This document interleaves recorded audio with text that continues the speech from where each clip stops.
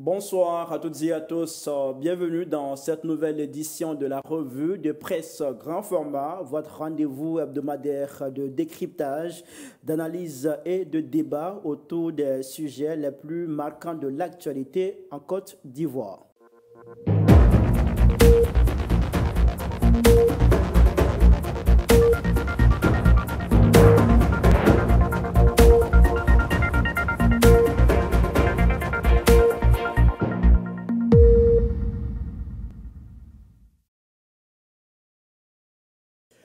Au sommaire de cette édition, convention, corset, institution ivoirienne, trahison des intérêts nationaux ou simple partenariat stratégique, nos panélistes nous livreront leur lecture de cette convention controversée. Éboulement de terrain mortel à Atekoubé, 6 morts, plusieurs blessés. Qu'est-ce qui n'a pas réellement fonctionné? Quelle responsabilité? Nos invités analyseront les causes profondes et les mesures à envisager. Enfin, nous reviendrons sur le procès opposant Valérie Yapo à Tidjane Thiam, dont le verdict a été rendu cette semaine. Quelle implication pour le PDCI? Quel enseignement en tirer? Nos invités pour cette édition sont au nombre de 3. Michel Beta, bonsoir. Bonsoir Khalil et bonsoir à nos téléspectateurs de l'Intelligente TV. Et merci d'avoir répondu à notre invitation. Vous êtes directeur, fondateur du journal Le Bélier. Traoré Sidney Sidiki, bonsoir. Allez, bonsoir Khalil. Bienvenue à vous. Vous êtes inspecteur, auditeur et diplômé en journalisme. Jean-Hubert Kofo, bonsoir. Bonsoir Khalil. Vous êtes journaliste à l'Intelligent d'Abidjan. Mesdames, Messieurs, place au débat. Démarrons cette émission avec ce sujet qui continue de susciter de vives réactions.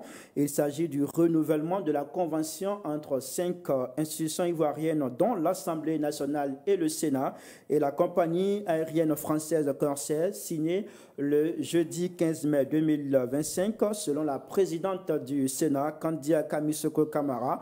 Cette convention permet non seulement aux officiels ivoiriens et à leurs familles de voyager à moindre coût, mais leur offre également l'opportunité de bénéficier des prestations de l'hôpital américain de Paris à des conditions préférentielles, alors que certains dénoncent une trahison des intérêts nationaux, d'autres y voient un simple partenariat stratégique au service de la diplomatie et du bien-être des représentants de l'État de Côte d'Ivoire. Beta Michel, on commence avec vous. Quel est votre avis sur ce débat, cette question? Oui, je suis comme la majorité des Ivoiriens indigné, choqué et vraiment ahuri que nos représentants, les représentants du peuple puissent se comporter ainsi. D'abord, ce qui fonde mon émotion, ma douleur, ma peine, je parle d'abord du contrat lui-même. Visiblement, il est parti pour durer 3 ans. Parce que le dernier date de 2022, il est parti pour durer 3 ans. Alors que cette année même, notre compagnie nationale va faire la France. Elle va vraiment desservir Paris. Donc, j'avais dit quoi? Si même Air Ivoire commence aujourd'hui, alors que l'État a fait obligation aux autorités qui bénéficient de la manne publique, de privilégier dans leur déplacement Air Côte d'Ivoire. Et cette année, Air Côte d'Ivoire va... Donc, ils ne pourront pas, ils seront privés de tous ces élus-là qui ont déjà signé un partenariat avec Corsair. Ça, d'abord, c'est le premier point qui me choque.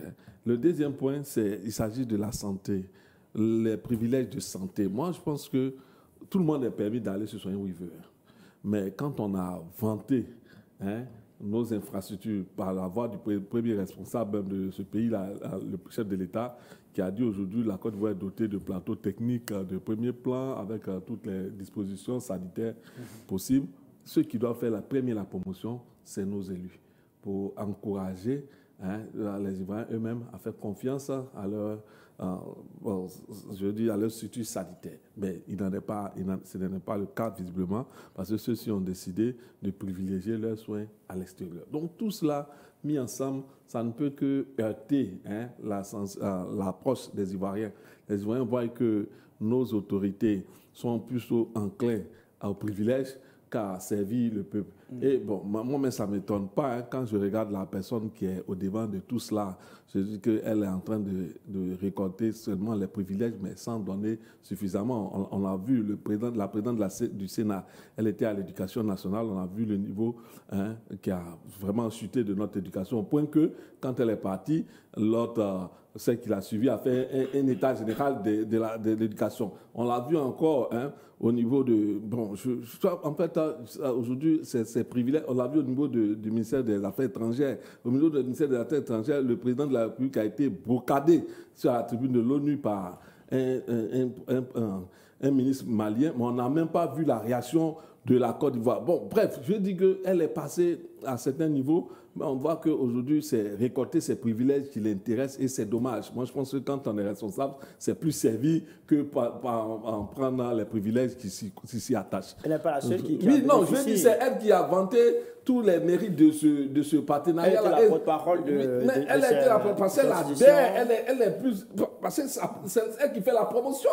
Qui ont fait la promotion. Sinon, avant elle, je pense que ce contrat existait, mais on n'en a pas fait la promotion. On n'en a pas fait la promotion. Les privilèges existent, mais les gens n'en font pas trop la promotion. Aujourd'hui, en voulant s'en vanter, elle nous met dans une posture où vraiment on ne peut que déplorer que nos autorités se gavent de privilèges pendant que le peuple est laissé pour compte. D'accord, ça c'est bien noté. Alors, Sidney, quelle est votre position sur cette question? Est-ce que vous êtes de ceux qui pensent qu'en signant ce partenariat avec la compagnie Corsair, c'est une manière de trahir les intérêts nationaux? Beta le disait, la compagnie Air Ivoire va très bientôt commencer à lancer sa ligne vers Paris.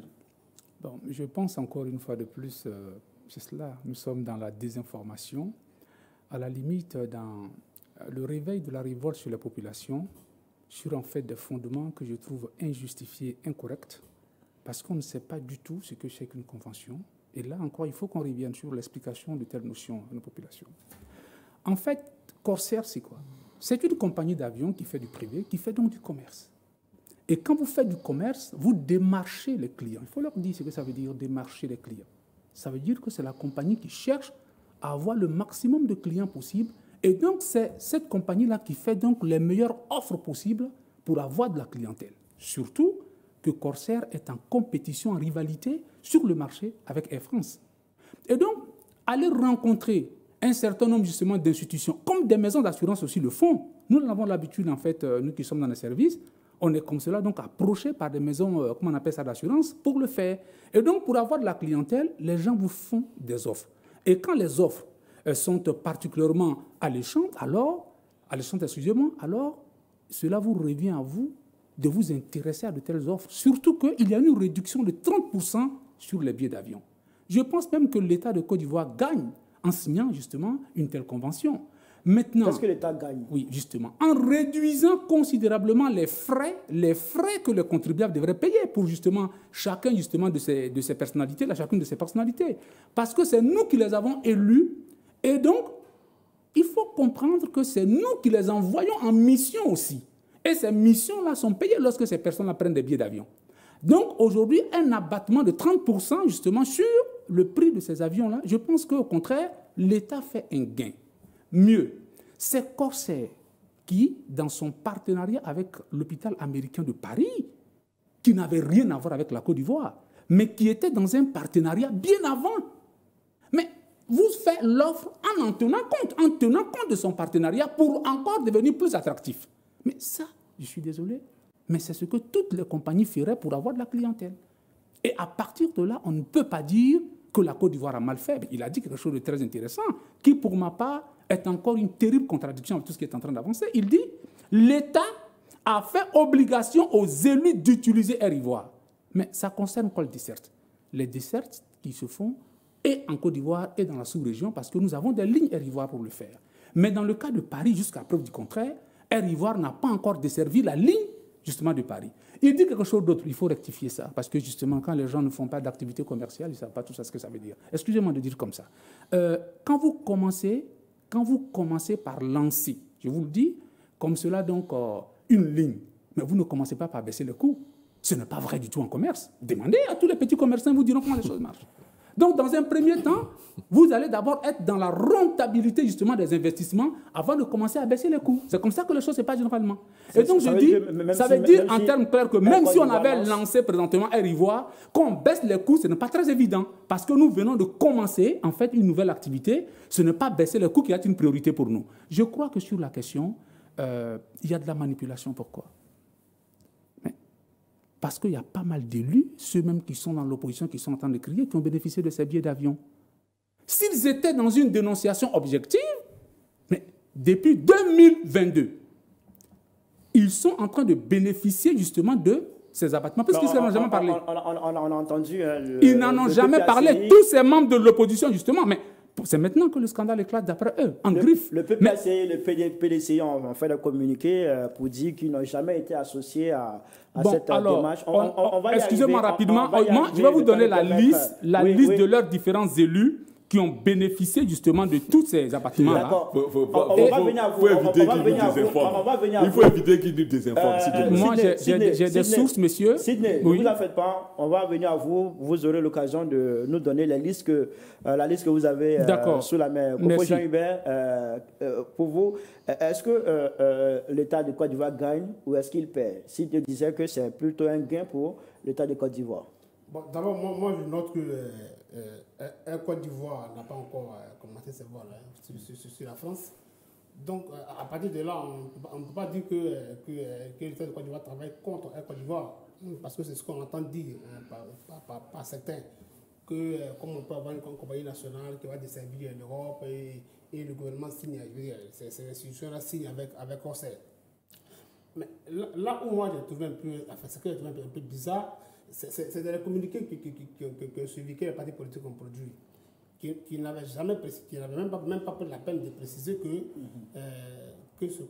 cette convention-là était en fait un renouvellement. Parce que depuis 2022, effectivement, comme il a dit, ces députés et sénateurs de l'opposition, y compris, bénéficiaient de cette convention-là. Mais personne, à l'époque, n'avait jamais... je veux dire, évoquer ce fait-là. Or, ça existait. Ouais. Donc, quand l'information a fusé avec la déclaration que la présidente du Sénat a fait, en tout cas, nous autres qui n'avions pas d'information, on disait que c'était nouveau. Mais on ne savait pas que, en fait, tout le monde bénéficiait de la chose. C'est le volet médical qui a fait que le peuple du Côte d'Ivoire s'est senti vraiment frustré. Quand on dit que nos élus et nos ministres vont aller se soigner en France, à l'hôpital américain, c'est ce qui a choqué. Mais comme lui l'a dit tout à l'heure, c'est que le fait de bénéficier des soins à l'hôpital américain de Paris découle de la convention. C'est une sorte de service additionnel dont il bénéficie. Donc je pense qu'après ce moment-là, normalement, il n'y a pas de problème. Sauf que bientôt, effectivement, Air Côte d'Ivoire va desservir. C'est là où moi je me demande, est-ce qu'il y avait lieu de renouveler effectivement cette convention-là? Parce que si Air Côte d'Ivoire va bientôt voler, pourquoi aujourd'hui renouveler un partenariat qui va durer encore 3 ans, alors qu'on espère que le plus rapidement Air Côte d'Ivoire commence à desservir la France? Mais si Sidney dit que si on commence non, Sidney n'est pas Air Côte d'Ivoire. Les coûts ne sont pas... Sidney n'est pas Air Côte d'Ivoire. Non, je pense que... C'est son avis. Mais il n'est pas Air Côte d'Ivoire. Parce qu'il faut le préciser, comment on dit ça? Air Côte d'Ivoire a signé un accord de prêt avec la BDA, la BDA, la Banque arabe de développement, a signé un accord de prêt qui est dans une quarantaine de milliards de francs CFA. Et l'accord a été ratifié, du dernier conseil des ministres par le gouvernement, a été ratifié. Alors, si la Côte d'Ivoire a ratifié des accords de prêt de ce genre-là, et que nous-mêmes, disons, nos autorités à leur propre niveau, ne peuvent pas, comment dire ça, la Côte d'Ivoire ne peut pas s'occuper de ce volet-là, c'est-à-dire transporter nos autorités. Je me dis qu'il y a un souci. Et ça veut dire que tout de suite, vous avez fait un choix pour la concurrence, alors que vous avez vous-même votre compagnie qui pourrait carrément s'en charger. D'accord. Beta Michel. Oui. Tu vois, il y a un des co-débatteurs de Sidney qui parle de manipulation. Mais je pense que lui, il est plus dans la manipulation que quiconque. Parce qu'il faut le dire, il ne faut pas avoir peur de mettre les points sur les i. D'abord, on parle de l'hôpital. Ce qui est de l'hôpital, ce n'est pas gratuit. Ce n'est pas gratuit. D'aucuns font semblant de penser que bon, c'est additionnel. Mais ce n'est pas additionnel en termes de tu as payé ton billet, tu as droit à l'hôpital, tu vas payer l'hôpital. Mais si on peut payer l'hôpital de Paris, alors que nous-mêmes, on vante notre plateau technique, mais qu'en est-il exactement de notre plateau technique? On ne peut que s'interroger. Si on vous comprend, voilà. Sur cette signature de partenariat, c'est un peu l'expression d'un aveu d'échec. Désaveu, voilà. C'est une expression d'un désaveu, d'un aveu d'échec de notre système sanitaire que les élus envoient au gouvernement. Notamment à sa première personnalité, qui est le président de la République, parce que c'est lui qui, depuis toujours dans ses discours, ne fait que vanter ce plateau technique. Donc, vous diront que ça n'a pas commencé avec ce régime. J'ai dit, je vais vous rafraîchir. Vous savez, il faut, quand tu as des questions de mémoire, il faut savoir les situer, les mettre à jour. Vous savez, je ne dis pas que les problèmes de la Côte d'Ivoire sont survenus avec le RIDP. Le RIDP a près de 15 ans de gouvernance. Quand on a hérité de problèmes, on cherche à résoudre les causes. Et on ne cherche pas à les rendre en tragédie, à les transformer en tragédie. C'est ça. Où, là? Il faut résoudre les problèmes. Il ne faut pas chercher à les transformer, à les empirer. Bon, donc, aujourd'hui, on nous dit que notre plateau technique est meilleur. Notre plateau technique peut accueillir quiconque est malade en Côte d'Ivoire. Et nos élus disent, des plateaux techniques dont tu parles, bon, moi je vois que l'hôpital de Paris est meilleur que ça. Bon, vraiment, ça interroge et ça questionne la réalité de ce que le président même de la République dit. Mais je vais dire, moi je pensais que pour une fois, pour ne rien te cacher, pour une fois, on serait d'accord sur une chose. C'est de l'intérêt de la Côte d'Ivoire, l'intérêt du peuple ivoirien. Mais je vois qu'il y a d'autres, ils se sentent peut-être obligés de défendre des postures qui souvent frisent un peu le mépris de la population. Voyez-vous, on vous dit que Air Côte d'Ivoire va commencer à desservir la France. Mais quand Air Côte d'Ivoire va venir, ce qui serait meilleur pour nous, ceux qui sont nos élus, qui doivent aller en mission, c'est qu'ils privilégient Air Côte d'Ivoire. Air Côte d'Ivoire va lancer quand? Non, mais c'est prévu cette année. C'est prévu pour le second semestre de l'année 2025. Pendant ce temps. Non, pendant ce temps. Les élus font comment? Quand ils veulent aller en mission, quand ils veulent se déplacer. Quand tu prends un contrat de 3 ans, tu ne vas pas t'en séparer avant les 3 ans. Mais très bien. Maintenant, l'autre lui dit, pour continuer dans sa manipulation, bien ciblée, il dit que quand tu commences, tu augmentes les prix. J'ai dit, mais ça c'est une vue de l'esprit. Parce que la réalité, c'est quand tu commences, tu vas avoir plus de clients et vis-à-vis de l'État, tu sais que l'État va te payer forcément. Donc, tu vas faire des prix préférentiels pour tout ce qui concerne l'État, de sorte à capter d'abord cette manne-là avant de te lancer vers les autres. Bref, pour dire qu'aujourd'hui, nous sommes arrivés à un tournant où il faut que nous soyons plus portés à penser à nos populations. Moi, c'est à ce à quoi je nous invite. Parce que l'intérêt pour nous aujourd'hui d'être en vue de pouvoir nous exprimer, c'est de faire en sorte que l'intérêt des populations soit mis au devant de tout intérêt. Et là, dans ce contrat, ce n'est pas le cas. C'est pourquoi je souhaite, pour une fois, qu'on s'accorde sur quelque chose, c'est pas tolérable. Oui, il faut que ça change. Monsieur Khalil, ce type d'accord, vous pensez qu'il est en cohérence avec les principes de bonne gouvernance? Mais plus que deux. Mon Dieu, c'est une cohérence extraordinaire, en fait, la façon de faire. Il faut être grand dans l'esprit même pour le comprendre. On dit une chose, excusez-moi rapidement, quelque chose dans la base, il dit que l'État fait obligation aux élus d'utiliser Air Ivoire. Le même État, d'accord, qui ne pense pas aux Ivoiriens, qui ne pense pas aux intérêts des Ivoiriens, il a fait obligation à ses élus d'utiliser Air Ivoire. Je ne sais pas s'il se rend compte aussi de tout le chaos du raisonnement quand il parle comme ça. Mais quand ces élus ne l'écoutent pas. Écoutez, laissez-moi terminer, monsieur. Mais voilà, allez-y. Voilà. Ça veut dire quoi en termes clairs? Que l'État a conscience du fait qu'il y a une priorité qui est faite aux entreprises ivoiriennes. Mais on se trouve dans un cas où c'est une desserte de Paris. Mais mieux, le contrat de 3 ans, peut-être que c'est ce qui fait qu'il y a un abattement de 30% sur les billets d'avion. Parce que quand vous signez un contrat avec quelqu'un, sur la base de la réduction, on vous impose aussi un certain délai pour que la personne puisse rentrer dans ses fonds. Et tout cela, c'est en matière commerciale qu'on le fait. Il faut ouvrir l'esprit aux gens de temps en temps comme ça. Et donc, la Côte d'Ivoire, bien au contraire, sur la question, elle veut faire de l'économie. Et personne n'apprendra au président Ouattara comment on fait de l'économie. Je suis désolé. Parce qu'il a démontré de tout temps que l'économie, c'est lui-même qui sait la faire. Voilà pourquoi nous en sommes aujourd'hui là. Je suis désolé. Je suis non, mais je suis moi, je suis désolé. Maintenant, concernant les soins, vous imaginez? Est-ce que le fait que des gens, est-ce que le fait que des gens se soignent en Paris empêche que des Ivoiriens se soignent en Côte d'Ivoire? Pas du tout. Non, pas de nos l'évaluation, laissez-moi terminer. L'évaluation du plateau technique, s'il vous plaît. L'évaluation du plateau technique que nous avons dans nos hôpitaux, quand on doit en faire l'évaluation, je reprécise ma pensée, quand on doit en faire l'évaluation, c'est par rapport au nombre de patients que nous recevons chez nous. Est-ce que ces patients-là sont bien traités? Est-ce que de moins en moins nous avons de morts, etc. Vous n'allez pas me dire à moi que parce que des gens vont se soigner à Paris, ça veut dire que notre plateau technique est nul. Je parle de nos élus. Il faut faire la précision quand même. Ce n'est pas des gens quelconques. Messieurs, alors, apparemment, non. Même nos élus, s'il vous plaît. Nos élus sur la question, je vous en prie, monsieur, je vous en prie. Je vous en prie.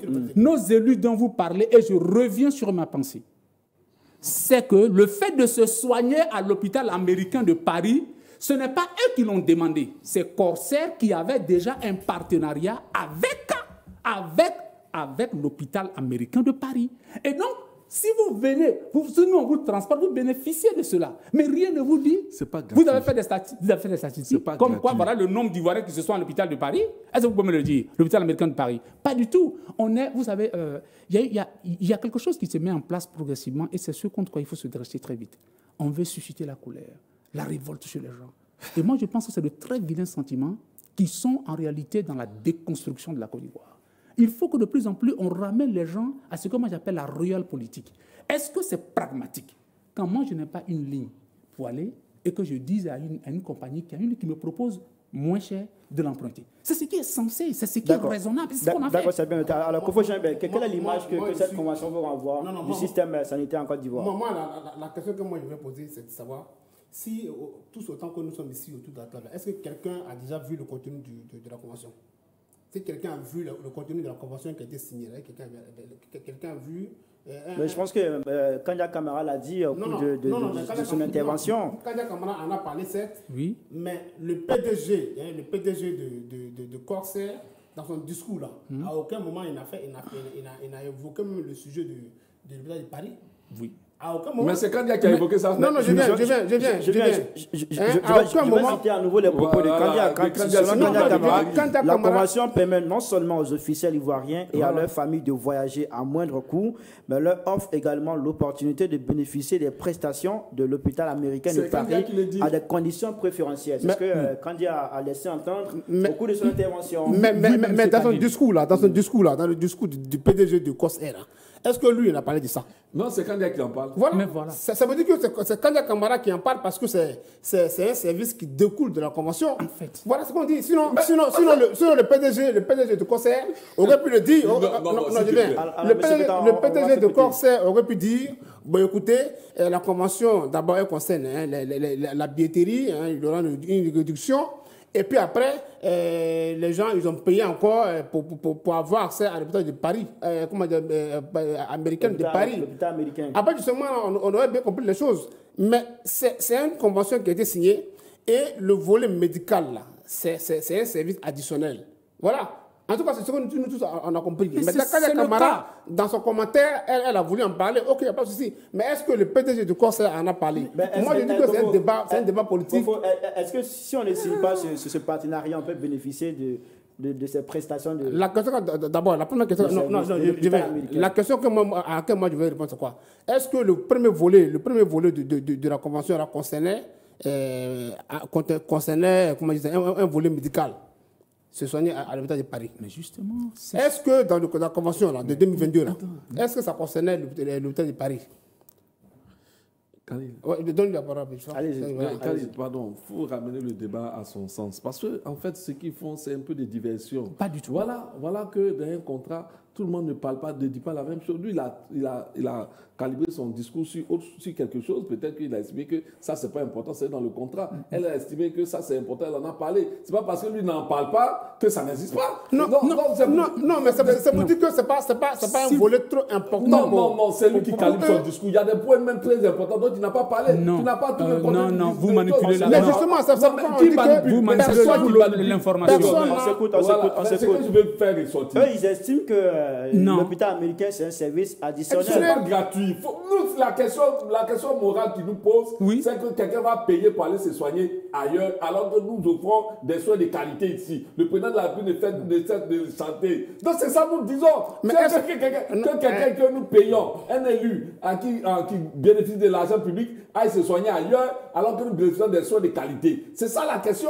Sinon, que le PDG en ait parlé, que ce soit Kandia qui en a parlé, ça existe, et Kandia en a fait l'écho pour que nous puissions prendre conscience de comment se dépense notre argent public. C'est ça. Monsieur Khalid, dans ce cas, écoutez, voilà. Et c'est ça le problème, moi je le dis toujours. Dans ce cas, si les élus ivoiriens donc, sortent de la Côte d'Ivoire, qui vont dans n'importe quel pays européen, qui n'achètent aucun habit, qui n'achètent aucun... Oui, parce que aussi c'est là l'économie qu'on fait tourner. En fait, ce que lui ne comprend pas... ce qu'il ne comprend pas, en fait, la convention n'a pas été signée pour que des élus aillent se soigner. Ce n'est pas ça, la convention. La convention a été signée pour que des élus, dans le cadre de leurs activités... Laissez-moi terminer, monsieur. Dans le cadre de leurs activités parlementaires et sénatoriales, lorsqu'ils sont en mission, qu'ils puissent voyager à bas coût, parce que c'est l'État qui paye, en fait. Maintenant, quand vous vous trouvez là-bas et que vous avez des besoins de vous soigner, vous le faites. Mais cela ne veut pas dire qu'en Côte d'Ivoire, les gens se soignent mal. Ça n'a aucun rapport. Et ça s'est fait dans d'autres esprits parce que les intentions ne sont pas du tout bonnes. Et je te l'ai déjà dit. Mais je dis, cet accord-là, il est complètement censé. Et même, il faut poursuivre. La preuve, ils sont passés maintenant à 5 institutions. De vous à moi. Ces 5 institutions qui sont justement impliquées dans cet accord. Et vous pensez que toutes ces institutions qui sont là, les gens qui sont devant ces institutions ne sont pas des gens réfléchis?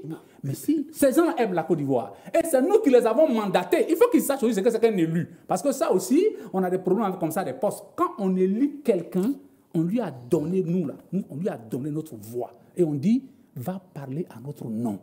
Et ces personnes-là, du fait qu'ils parlent à notre nom, que tu le veuilles ou pas, ils ont des privilèges. C'est la vie qui est des privilèges légitimes. Voilà, ce sont des privilèges légitimes. Je vous le dis. Et nous-mêmes qui sommes en train de parler, moi j'ai des privilèges dans vos services. C'est légitime. D'accord. Alors, monsieur, vous savez aussi que lorsque l'information a été donnée, il y a des partis politiques qui ont réagi, le PDCI, le PPACI, qui ont indiqué ne pas être associés à cette démarche. Et quelques temps après, il y a le président de l'Assemblée nationale, Adama Bitoro, qui a fait une déclaration pour apporter des clarifications, pour faire comprendre au public que tout le monde, même les élus de l'opposition, ont bénéficié de cette convention qui a été signée avec Orsay. Comment vous analysez cette situation? C'est ce que moi j'ai dit ici. C'est ce que j'ai dit. J'ai dit que les élus de l'opposition ont bénéficié de cette convention-là. Ils parlent de quoi? Je ne sais pas, bon, enfin... Ils ont bénéficié de ça pendant 2 ans. Enfin, pendant 3 ans, puisque de 2022 à cette année. Pendant 3 ans, ils ont bénéficié de ça. Pourquoi en ce moment-là, ils n'ont pas fait un communiqué pour dire que, écoutez, on bénéficie des billets d'avion réduits sur Corsair, on n'est pas content, c'est pas normal. Pourquoi? C'est parce qu'ils ont vu qu'il y a eu un mécontentement général, parce qu'on a évoqué un volet médical, les élus et autres vont se soigner en France. Mais ce que les gens n'ont pas dit, c'est que Sidney vient de préciser, et que moi je voulais préciser quand tu m'as coupé, c'est que c'était le cas de leur séjour quand ils vont en France, s'ils sont en France, et que, enfin, ils ont effectué le voyage via Corsair, et qu'ils sont en France, et que pendant leur séjour, ils ont un besoin d'aller se faire visiter quelque part, comment dire ça, à l'hôpital militaire, ils y vont. Mais s'ils vont avec une autre compagnie, ça ne prend pas en compte. C'est ça aussi qu'il faut dire. S'ils vont avec une autre compagnie, là, ça ne prend pas en compte. C'est ça. C'est grave. Maintenant, moi je veux voir vraiment le contenu de la convention pour dire autre chose. D'accord. Alors, pourquoi c'est maintenant que l'opposition ivoirienne en parle? Pourquoi après cette sortie de Kanya Kamara que l'opposition fait une sortie aussi pour dénoncer. Pourtant, selon les propos du président de l'Assemblée nationale, elle a toujours bénéficié de cette convention. Mais moi, non, tu as entendu aussi les propos de l'opposition dans leur plainte. Hein? Ils ont dit ne pas avoir été associés. Parce que ce que tu dois retenir, l'opposition, ils n'ont que 12 à 13 députés. Tout le reste, c'est les députés RADP. Donc, comprendre ils ont bénéficié, il y a certains qui ont bénéficié. J'en viens. Je dis que, et puis, contrairement à cette tendance à vouloir diluer les faits, je ne sais pas pourquoi mes co-débatteurs s'efforcent. Parce que quand on dit les députés et leurs familles, hein, ce n'est pas seulement quand il va en mission, mais il va en mission avec sa famille. Non, mais. Non, il faut arrêter ça. Non, Madame Kadia, c'est ce qu'elle a dit. Non, on dit leur famille. On dit leur famille. Non, leur famille, d'accord. Mais la famille ne va pas en mission. C'est dans le cadre de la mission là-bas. Non, la famille ne va pas en mission, s'il te plaît. Donc, ce que je veux faire ressortir, c'est qu'il y a un groupe de personnes qui bénéficient de certains privilèges que nous aurons voulu qu'ils soient donnés à la Côte d'Ivoire.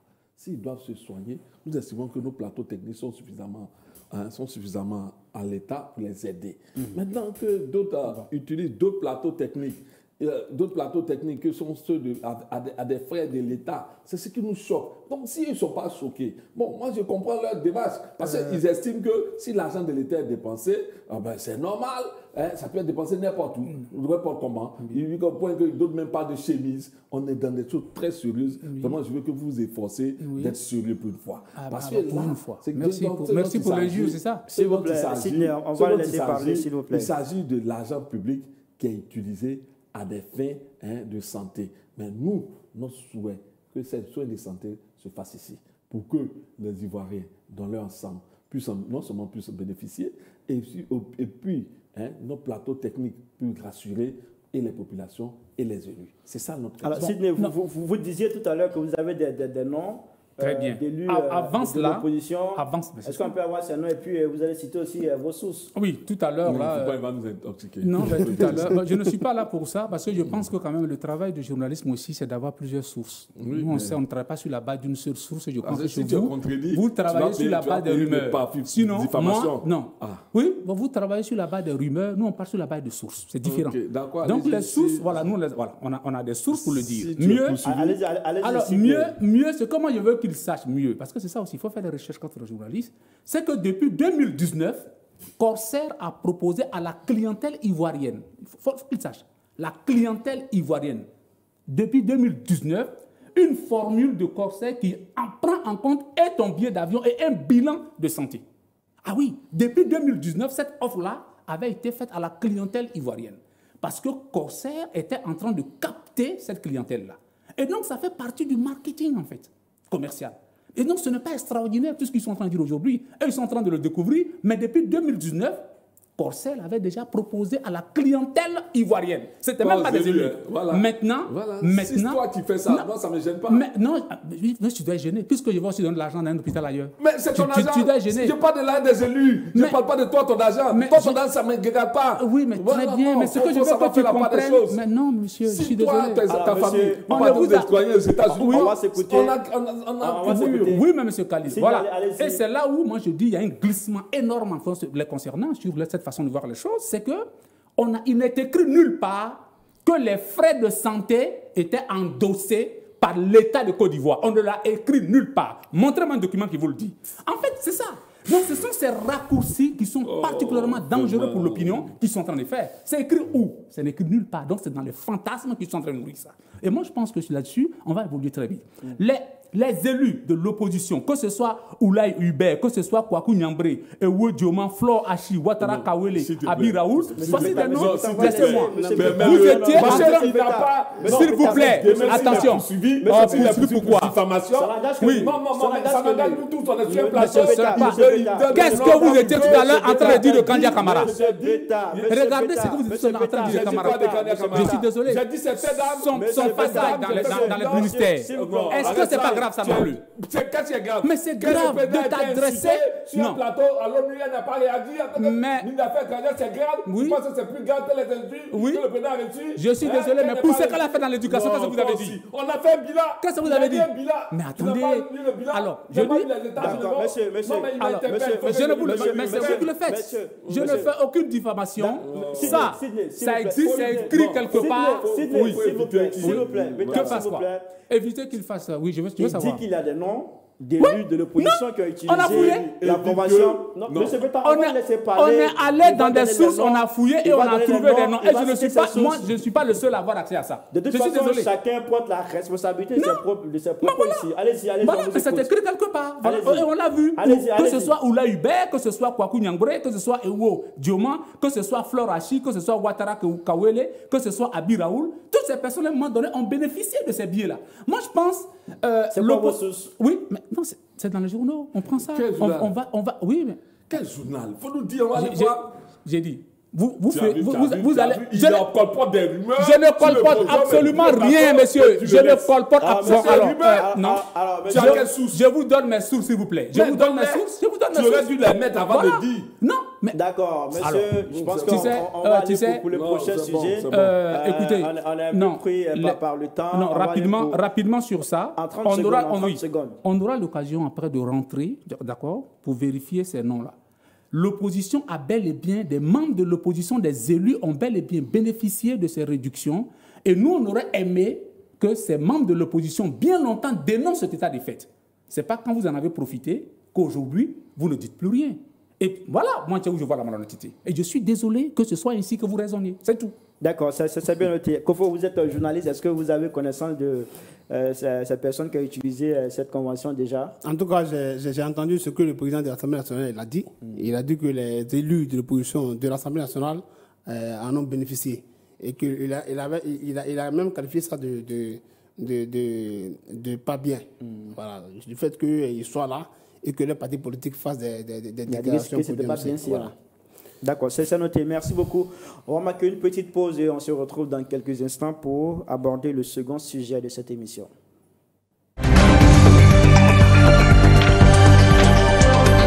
Nous sommes de retour sur les antennes de l'Intelligent TV. Vous suivez la revue de presse grand format, votre émission hebdomadaire de décryptage, d'analyse et de débat autour des sujets les plus marquants de l'actualité en Côte d'Ivoire. Poursuivons avec ce drame survenu dans la commune d'Atekoubé dans la nuit du 20 au 21 mai 2025. Un éboulement de terrain s'est produit dans le quartier Mosikro 1er, faisant 12 victimes, dont 6 décès. Ce drame relance la question de la gestion des zones à risque, de l'urbanisation incontrôlée, de la prévention des catastrophes naturelles. Jean-Hubert, on ouvre ce second sujet avec vous. Qu'est-ce qui n'a pas réellement fonctionné, à votre avis? Je pense que c'est... Déjà, je m'incline déjà sur la mémoire de ces victimes-là. Et je pense que ça amène tout de suite à saluer vraiment les efforts que le district déjà a menés, a fourni en démantelant tout ce qu'il y a encore à Abidjan. C'est vrai qu'il en existe encore comme quartier à risque. On se souvient de tout ce qui s'est fait au niveau de Banco, jusqu'à la GESCO, et tout ce qui a été dit. Tellement de critiques qu'il a essuyées. Mais là, on se rend compte que malgré ça, on a encore enregistré des morts cette année. Et ça, c'est un malheur. Toute personne qui perd une vie, c'est un malheur. Je pense que c'est dû au fait que, effectivement, nos populations, beaucoup n'ont pas encore compris pourquoi ils doivent quitter cette zone à risque-là. Quand on prend un quartier comme Mosikro, c'est un quartier carrément à risque. Tout le quartier de Mosikro est à risque. Parce que c'est un quartier qui est traversé par des tonnes d'eau après chaque pluie, sinon pendant chaque pluie. Et nous qui avons vécu, qui avons grandi à Yopougon au Toit-Rouge et qui avions des amis de ce quartier-là, on sait ce que c'est. Donc vraiment, je pense que ça encore, c'est une façon d'interpeller encore les autorités pour continuer leur effort de démantèlement de ce quartier à risque-là Parce que quand il pleut, qu'on voit qu'il y a des morts comme ça, des familles comme ça endeuillées, 6 morts, c'est toute une famille qui est toutes des familles endeuillées. Je pense que c'est des choses qui sont déplorables. Alors, Beta, selon vous, qui doit être tenu pour responsable de ce genre de drame, l'État, le district ou ce sont les habitants eux-mêmes? Vraiment, permettez-moi encore une fois de m'incliner sur la mémoire de ces disparus, présenter mes condoléances à mes sincères condoléances à leur famille et souhaiter prompt rétablissement aux blessés qui sont à l'hôpital de Yopougon, si j'ai bonne mémoire. Vous voyez, quand j'ai assisté à ces éboulements d'eau conduits par la pluie, éboulements de boue conduits par la pluie qui a fait ce drame, j'en suis arrivé à une seule conclusion. Ce n'est pas la pluie qui tue, c'est la mauvaise gouvernance, c'est la mauvaise planification des autorités. Vous voyez, vous ne pouvez pas comprendre qu'on ait des milliards pour faire sortir un pont de nulle part. Et on ne donne pas de priorité à l'assainissement des quartiers précaires. Depuis 2020, les autorités nous ont dit qu'il y avait de l'argent pour assainir, pour l'assainissement et comment dresser des quartiers précaires. Depuis 2020, nous ont fait même entendre que la Banque mondiale a décaissé sa part. Jusqu'ici, on en est encore à déplorer des morts. Mais vous pensez que quoi? C'est vrai que le pouvoir a hérité de certains problèmes. Mais après 13 ans de gouvernance, on pourrait planifier pour éviter ce genre de choses. On pourrait prioriser pour éviter ces drames-là. Ils sont en train de transformer des problèmes en tragédie. Et je le dis, je le répète. C'est parce qu'ils n'ont pas eu la capacité de traiter les causes qu'on en est encore en train de pleurer nos morts. Et malheureusement, le gouverneur du district, qui était prompt quand il s'agissait de casser, quand il s'agissait d'aller casser, il était toujours sur le terrain, mais quand il s'agissait d'aller pleurer les morts, on ne l'a pas vu. C'est à croire que... Non, vraiment, je suis outré. Je suis outré et... je ne sais pas, je ne trouve pas les mots pour traduire. Le conseil était... Oui, mais lui-même, il était toujours en première position quand il s'agissait de casser, de détruire. Il était là. Il était là. Donc quand tu n'es pas là, quand il s'agit de pleurer, on se dit, mais où il est? On se pose cette question-là. Peut-être on peut évoquer des questions de calendrier, je veux bien.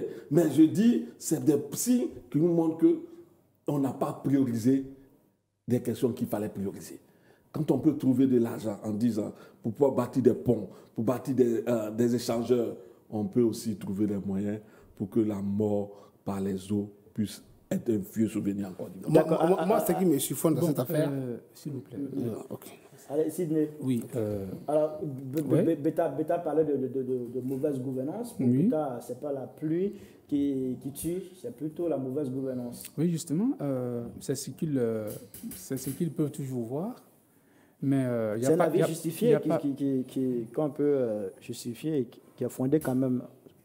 Vous savez, sur ces questions-là, ce n'est même pas une question de gouvernance. Le travail qui est en train de se faire en Côte d'Ivoire présentement sur les questions d'assainissement, excusez-moi comme cela, c'est un travail qui est colossal, qui est herculien, qui est très important. Et je pense que les efforts qui sont faits, c'est tellement impressionnant qu'il faut d'abord les saluer. Ça, c'est d'une part. D'autre part, lorsque le gouvernement, il n'y a pas encore très longtemps, il y a 2 ans en arrière, avait commencé justement à déguerpir un certain nombre d'endroits qui étaient considérés comme des zones à risque, ce sont eux et leurs leaders qui allaient prendre des photos là-bas sous prétexte qu'ils sont en train justement de faire du tort aux populations. On s'en souvient aisément. Et donc aujourd'hui, moi j'aurais bien voulu les voir aujourd'hui en train de prendre des images quand il y a eu des morts. Parce que ce sont eux, quand on était en train de faire des actions pour faire partie de ces populations de ces zones-là, qui se sont opposées, qui ont allumé toute la flamme, excusez-moi, toute la toile. Mais aujourd'hui, voilà les drames. Et je pense que le gouvernement, c'est sur des choses comme ça sur lesquelles le gouvernement anticipait depuis longtemps. Attention, il y a des zones à risque. Ne restez pas dans ces zones, sinon autrement, avec des saisons pluvieuses, il risque d'avoir des tragédies. Je pense que malheureusement, sur ces questions-là de l'urbanisation, on est en train de faire des efforts en Côte d'Ivoire aujourd'hui qu'il faut saluer. Le passif est particulièrement lourd sur ces questions-là. Et vous le savez, moi je le sais. Tous ces quartiers qui ont été construits à la va-vite, sous des gouvernements vraiment de désordre absolu, c'est ce qui nous fatigue aujourd'hui. Et donc je pense qu'ils sont en train de les traiter en profondeur. Les routes dont on parle, les ponts dont on parle, si vous regardez très bien, mais c'est des quartiers précaires qui ont été déguerpis. Moi, je prends le cas de Boribana. Mais aujourd'hui, Boribana était là, on allait encore assister à d'autres morts comme cela. Et aujourd'hui, en lieu et place de Boribana, ben, on a un quatrième pont qui nous permet d'aller aujourd'hui à Esmaï-Pougon. Et ça évite autrement des morts. Et c'est comme cela qu'il faut comprendre. C'est-à-dire que c'est des choses qui se traitent en profondeur et avec justement une certaine structuration. Ce n'est pas l'émotionnel. Ce n'est pas l'émotionnel. Donc, à partir de cet instant, il faut saluer les efforts qui sont faits et puis les populations, les sensibiliser sur un principe simple.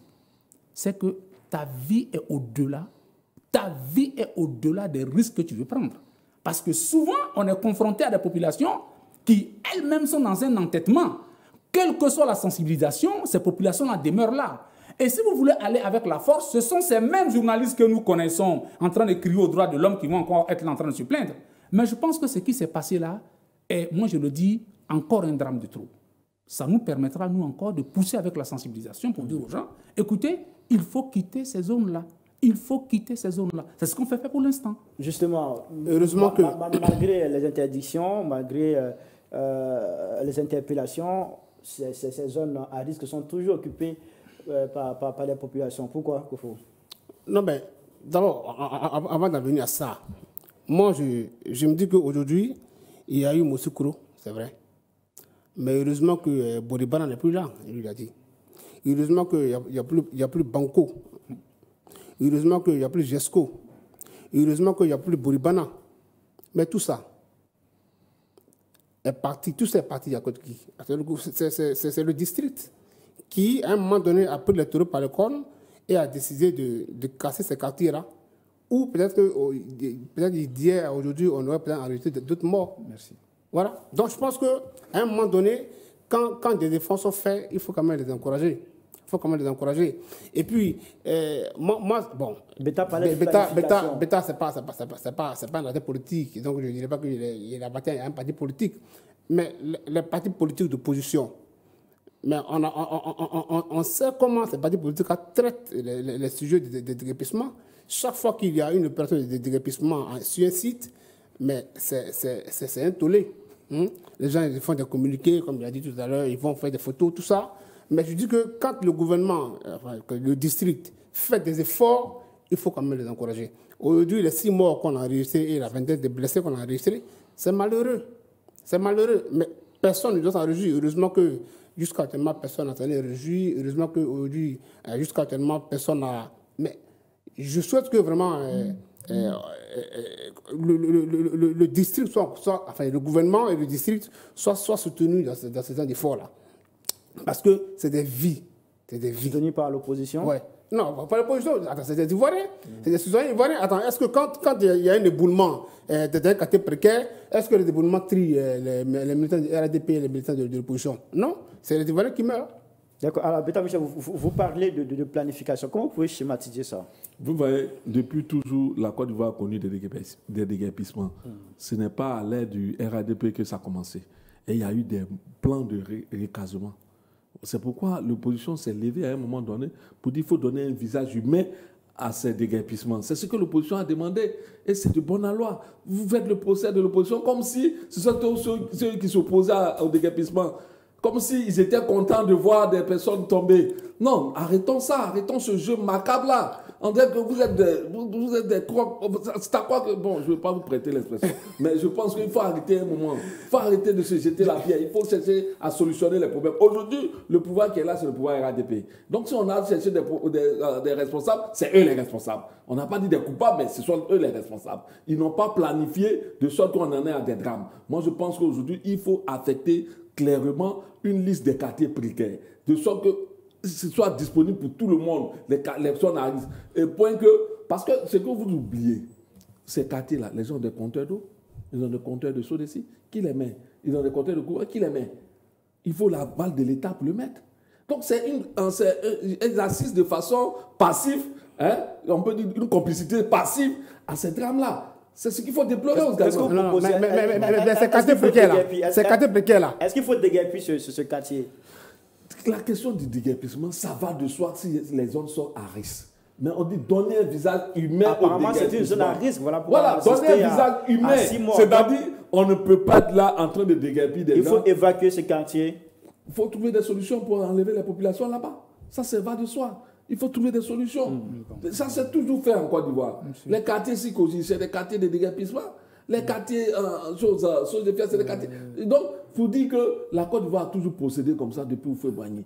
Mais si on n'a pas capitalisé ça en termes de tragédie, c'est parce qu'elle a donné un visage de relocalisation, de relogement à toutes ces zones-là. Et c'est ce qu'on demande à ce pouvoir RHDP. Il faut socialiser les œuvres, les actions, il faut leur donner un visage humain. Voilà, c'est ce qu'on demande au pouvoir. D'accord. C'est quoi la solution? Un budget record de 15 000 milliards, mais il peut le faire quand les autres... C'est son travail qui lui a permis d'obtenir cela. Il ne faut pas bien, ça ne demande pas de la corruption. C'est son travail qui lui a permis d'obtenir. Quels sont les moyens qu'on devrait mobiliser pour éviter un tel drame à venir? Non, il faut remonter à beaucoup plus loin que ça. Parce que, en fait, pendant longtemps, il y a des espaces qui n'auraient même pas dû être habités. Les gouvernements successifs... Comment ils ont été habitables? Très bien. Les gouvernements successifs, du fait de leur laxisme, ont laissé justement ces endroits-là être habités jusqu'à ce qu'on atteigne une surpopulation importante.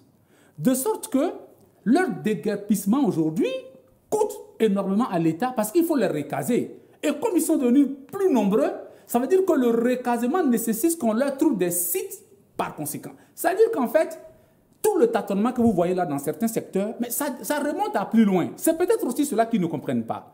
Pendant toutes ces années-là qu'ils étaient là avec leurs amis, il y a eu beaucoup de laxisme en fait. Ils ont laissé des choses se faire. Ça s'est amoncelé, ça s'est enquisté. Et aujourd'hui, pour le traiter, il n'y a plus de difficultés. Et donc je dis, ce qui est en train de se faire en ce moment, il faut saluer. Et ça, je reviens là-dessus, et c'est même très bon ce qui est en train de se faire en ce moment. Maintenant, les drames, moi je pense même qu'ils ont été réduits. Ça veut dire que nous sommes en train d'aller progressivement vers le drame zéro. Puisque des années antérieures, il y avait plus de 30 morts, hein, quand il y avait des éboulements, il y avait plus de 30 morts, etc. Aujourd'hui, on en est 6, ce n'est pas bon, c'est vrai, mais déjà, on est en train de réduire considérablement le nombre de dégâts. Ça veut dire qu'on doit poursuivre cet élan-là. Et c'est ce que justement ce gouvernement responsable est en train de faire. Moi, j'aurais aimé que sur ça, vous savez, c'est vrai, il ne faudrait pas que justement une opposition aveugle la raison. Je crois qu'on n'en est pas loin finalement en Côte d'Ivoire. Et je voulais qu'on en sorte, tout simplement ça. Ce qui s'est fait présentement est salutaire. Voilà. D'accord. Kofo, c'est quoi la solution? Je pense que la première solution, déjà, c'est tout d'abord au niveau des populations elles-mêmes. Il faut que nos populations elles-mêmes comprennent que ces sites-là sont des sites à risque. Les premières personnes qui risquent leur vie, c'est elles-mêmes. C'est-à-dire qu'avant même que le gouverneur, comme il a dit tout à l'heure que le ministre-gouverneur n'était pas là, mais son conseil était là, puisque c'est avec le conseil que le gouverneur il dirige le district. Donc le conseil était là, donc il était là. Il aurait voulu le voir lui-même. Non, mais attends, il ne peut pas être partout à la fois. Comme il a dit, il ne peut pas être partout à la fois. Donc si son conseil est là, il est là. Donc c'est comme si... Non, je veux dire... Non, s'il n'est pas là et que son conseil est là, il est là. Je sais pas. Maintenant, ce que je voulais dire, c'est quoi? C'est qu'il faut que nos populations comprennent que ces sites-là, d'abord elles-mêmes comprennent que ces sites-là, c'est des sites à risque pour elles. Et que, déjà, avant même que le district même les appelle à quitter, il faut quitter. Il faut quitter. Moi, je salue vraiment le fait que... aller où? C'est ça, il parlait de planification, de recasement. Oui, mais comme il a dit tout à l'heure, le problème du recasement, c'est un problème compliqué. C'est compliqué. Même quand Boribana a été démoli, les populations qui ont été recasées au niveau de Boribana, ça ne vaut pas 10% de ceux qui ont été recasés. Les autres se sont retrouvés dans d'autres sites qu'on ne sait pas. Mais ceux qui ont été recasés à Songon, quand vous partez sur le site de Songon, ce n'est pas 10% de la population de Songon, de Boribana qui est recasée là-bas. Ça veut dire que le gouvernement aujourd'hui n'a pas de terrain, n'a pas d'espace, vraiment suffisamment d'espace pour recaser tout cela. Ce n'est pas possible. C'est pas possible. Et c'est là où le bas blesse. D'accord. Monsieur, on va marquer encore une petite pause.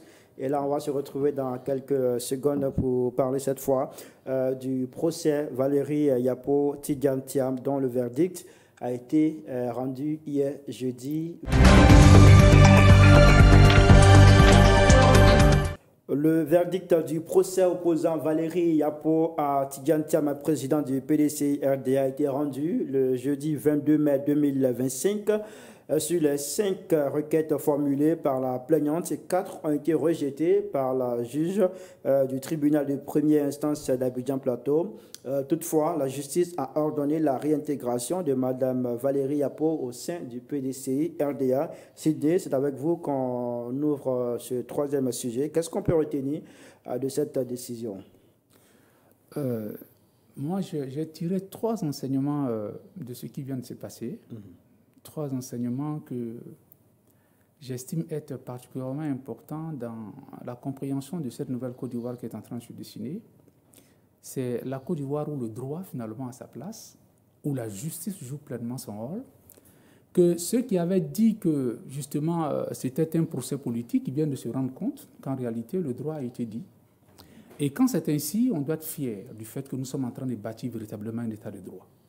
Donc bravo à cet appareil judiciaire-là, qui vient de montrer son professionnalisme et qui vient là de montrer que quand l'objet est vide, il n'y a pas de raison qu'on continue en fait justement la procédure.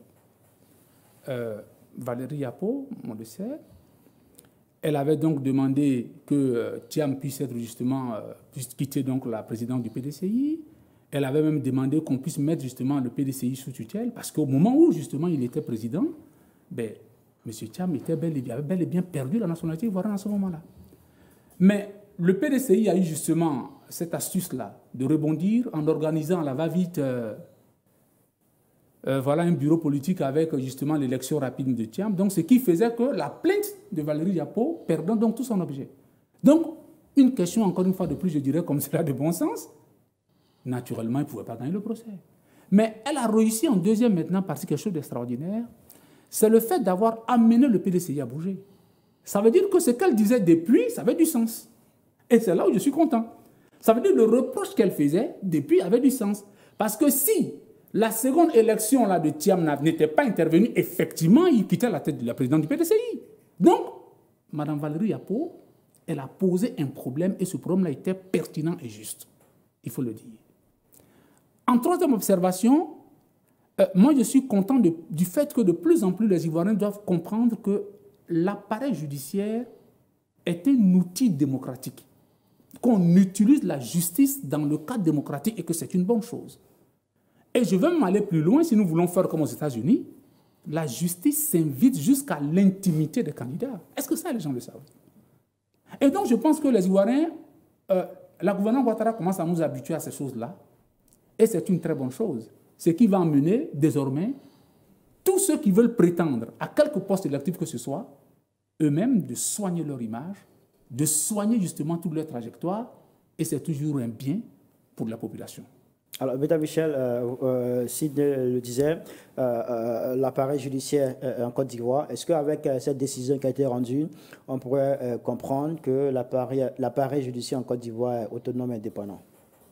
Vous savez, de ce procès, je retiens plusieurs points, mais je vais me limiter à quelques-uns. Face à l'harcèlement juridique dont était victime le PDCI, face à la manipulation à des fins politiques de la justice, le président Thiam a fait preuve d'intelligence politique. Je m'explique. Nous sommes en 1995, parce que la mémoire aussi va nous interpeller. Nous sommes en 1995. Le président actuel, Alassane Ouattara, il est éliminé de ces élections-là. Quels sont ses propos? Ce pouvoir moribond, je le frapperai au moment opportun et il tombera.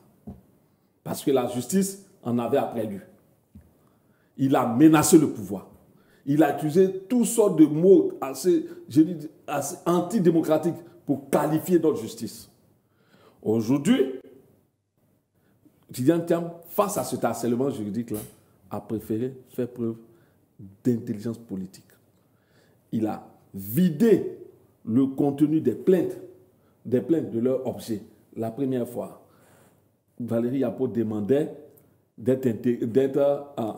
elle était sous sanction, elle demandait d'être intégrée. Réintégrée. Toutes les plaintes, toutes les sanctions ont été levées. De sorte que quand on arrivait au procès, elle n'avait plus d'objet. Elle était réintégrée automatiquement.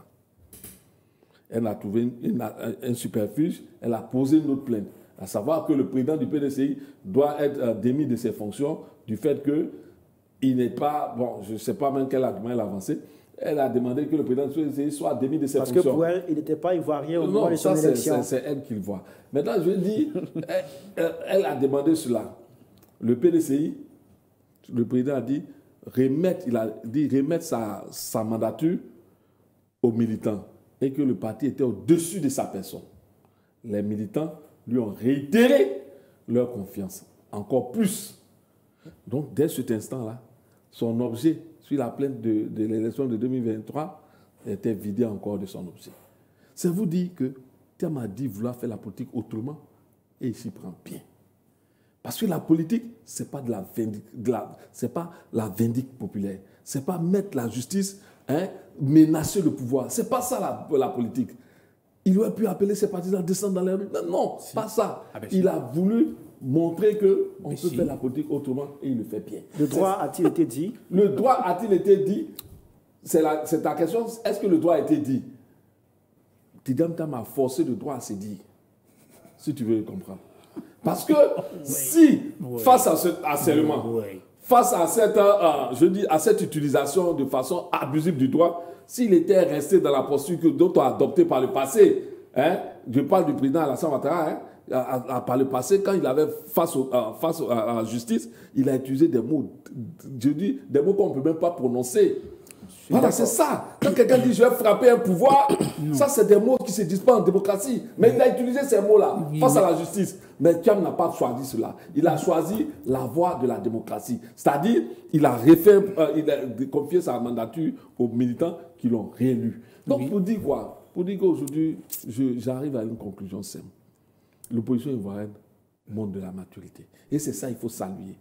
Même quand le pouvoir veut utiliser la justice, l'opposition veut se mettre au-dessus pour montrer la voie de la démocratie, la voie d'un processus inclusif, la voie pour donner, pour donner tout l'attrait au champ politique. Il ne faudrait pas que ça devienne le lieu de la bataille, de l'affrontement, des morts. Si d'accord. Kofo, le droit a-t-il été dit dans cette affaire Thiam Valérie Yapo?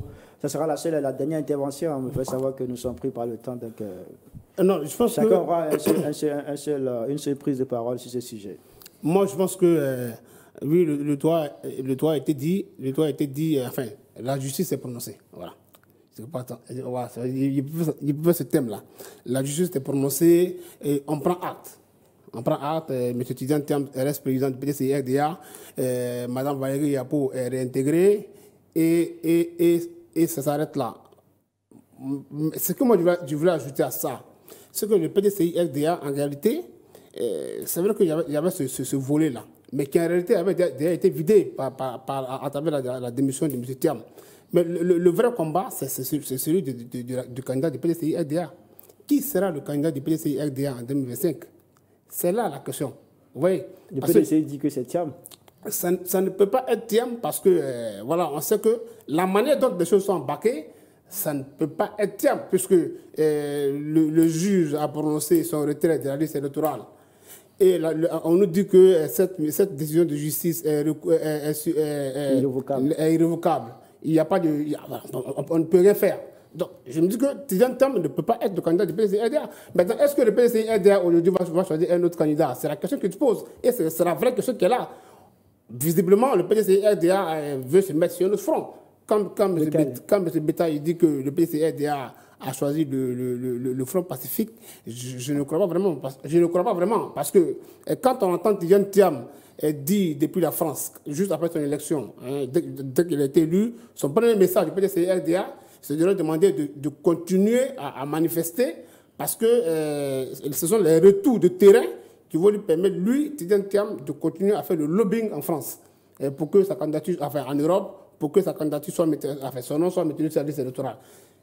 Qu'est-ce qu'il attend? Il n'attend pas retour de terrain. C'est les retours de terrain qui vont lui permettre de, moi ici, continuer le lobbying. Quand on entend certains cas de PDCI, il a dit qu'il n'y aura pas d'élection sans Tidjane Thiam. Vous comprenez que moi, je me dis que peut-être que le PDCI est en train de décider de boycotter peut-être l'élection, de ne pas avoir de candidat. Parce que si Tidjane Thiam est le candidat du PDCI à tout prix, moi je dis que c'est que le PDCI n'a pas de candidat.